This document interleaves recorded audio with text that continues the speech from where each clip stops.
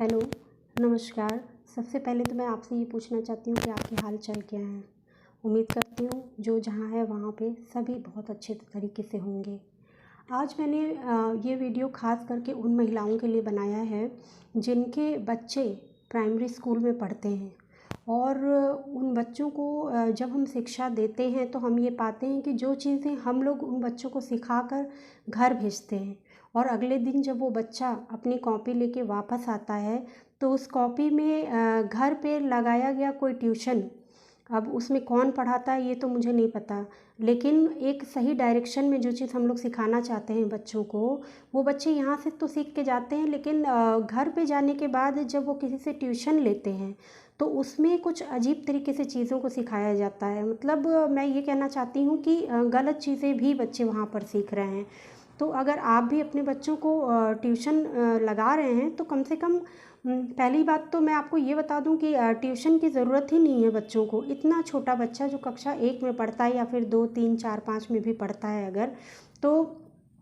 उन बच्चों को सिखाने के लिए सबसे पहले तो टीचर्स ही काफ़ी हैं। अगर बच्चे की कोई प्रॉब्लम है या बच्चे के माँ बाप को कोई समस्या है, कोई चीज़ें नहीं समझ में आ रही हैं, तो वो स्कूल में आके विद्यालय के प्रधानाचार्य महोदय से भी कंसल्ट कर सकता है और वहाँ के टीचर से भी बात कर सकता है आके।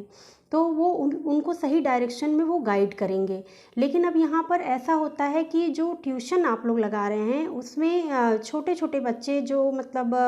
9th क्लास के या 10th क्लास के होंगे, तो जो उनको लिखना सिखा रहे हैं या फिर उनको क ख ग घ का ज्ञान दे रहे हैं या फिर स्वर का वो ज्ञान करा रहे हैं, तो स्वर के ज्ञान में जो हम उनको जिस तरीके से सिखाना चाहते हैं वो थोड़ा सा सीख के जाते हैं, फिर वहाँ से कुछ और सीख के आते हैं। तो उसकी वजह से जो छोटा बच्चा है वो बहुत कंफ्यूज हो जाता है कि मेरी मैम की बात सही है या फिर मुझे जो ट्यूशन में पढ़ाया जा रहा है वो चीज़ें सही है। तो मैं आपसे ये रिक्वेस्ट करना चाहती हूँ कि अगर आपको छोटे बच्चे को सिखाने में कोई भी प्रॉब्लम आ रही है, आप किसी भी तरीके की समस्या को फेस कर रहे हैं, तो आप विद्यालय आके उस पर्टिकुलर टीचर से मिल सकते हैं या फिर प्रधानाचार्य से मिल सकते हैं। वो आपकी बात उस टीचर से करा देंगे।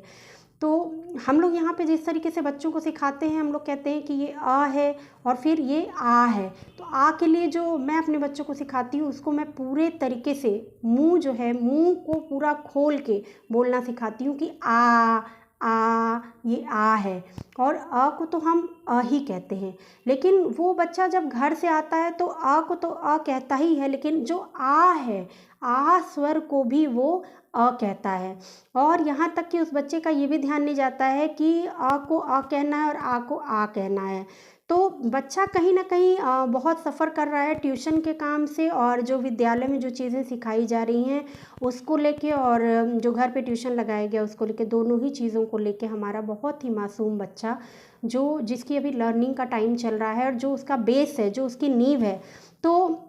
मैं आप सभी लोगों से ये बात करना चाहती हूँ और बहुत खुले विचार से ये बात अपनी प्रस्तुत करना चाहती हूँ कि अगर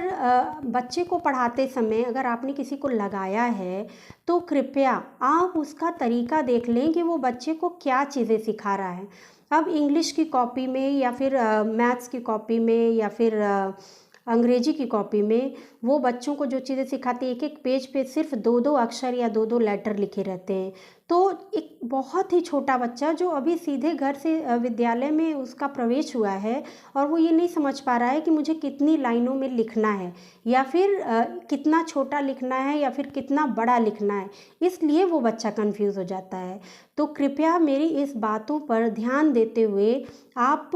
ये कोशिश करिए कि आप कम से कम वो कॉपी देखिए जो स्कूल से बच्चा सीख के आ रहा है, और ठीक उसी तरीके से आप अगर अपने बच्चे को घर पर पढ़ाते हैं तो ठीक उसी तरीके से उस बच्चे को गाइड करिए, या फिर उस बच्चे को अगर कोई और गाइड कर रहा है तो उनको भी थोड़ा सा बताइए कि ये इस तरीके से आप सिखाइए, नहीं तो मेरा बच्चा कंफ्यूज हो जाएगा। और यही छोटी छोटी परेशानी बच्चे की फिर आगे चल के बड़ी हो जाती है, जिसकी वजह से वो फिर आगे भी बहुत सफ़र करता है। तो मैं आप सभी लोगों से बस यही गुजारिश करती हूँ कि बच्चे को सही एजुकेशन दें। अगर किसी चीज़ में कोई कन्फ्यूज़न है तो आप आएँ और आके अपनी समस्या रखें और उस चीज़ को सीख के और फिर उस बच्चे को सिखाएं।